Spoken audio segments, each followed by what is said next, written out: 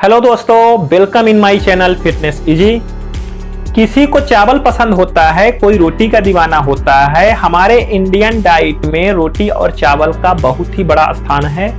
अक्सर रोटी और चावल कुछ लोग तब खाना छोड़ देते हैं जब उनको लगता है कि उनका वजन बढ़ रहा है, लेकिन दोस्तों ऐसा नहीं है कि रोटी और चावल खाने से ही आपका वजन बढ़ता है।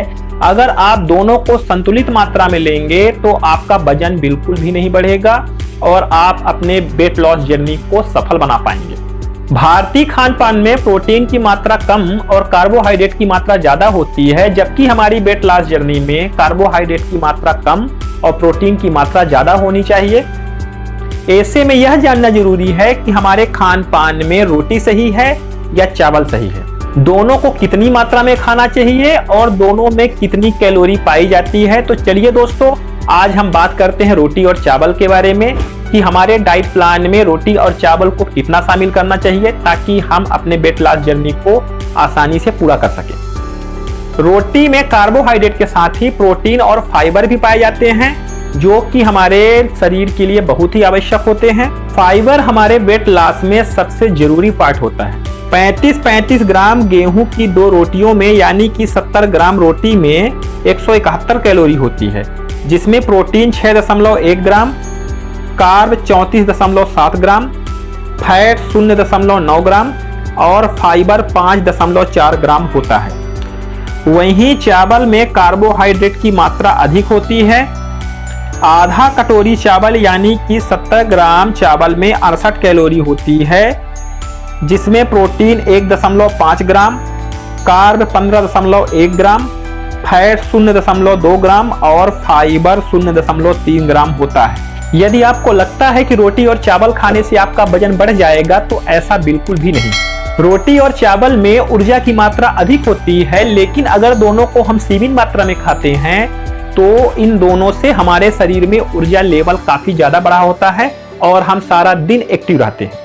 दोनों में विटामिन डी होता है, जो शरीर में नई कोशिकाओं का निर्माण करता है तथा डीएनए को संचालित करता है।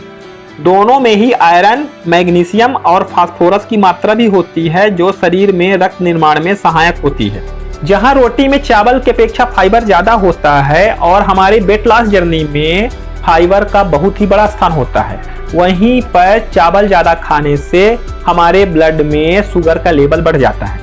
अगर दोनों को कंपेयर किया जाए तो रोटी हमारे वेट लॉस जर्नी में ज्यादा अच्छी होती है और चावल थोड़ा कम होता है, लेकिन अगर दोनों को हम सीमित मात्रा में लेते हैं तो ये दोनों हमारे वेट लॉस जर्नी में सहायक होंगे। रोटी और चावल आप ब्रेकफास्ट और लंच में ही लें और डिनर में कोशिश करें कि आप एक रोटी से ज्यादा ना लें और चावल पूरी तरह से आप डिनर में स्किप करें।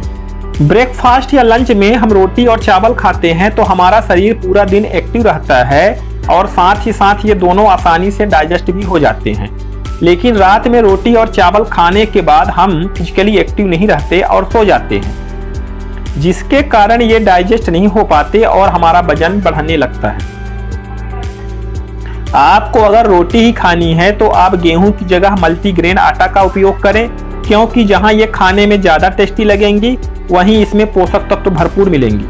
आप अगर चावल खाना नहीं छोड़ पा रहे हैं तो आप चावल से उसका माड़ निकाल कर ही चावल खाएं और कोशिश करें कि खाने में आप ब्राउन राइस ही लें। आशा करता हूं कि आप रोटी और चावल के मिथक के बारे में पूरी तरह से जान गए होंगे और साथ ही साथ अपने वेट लॉस जर्नी में आप दोनों को सीमित मात्रा में ही लेंगे।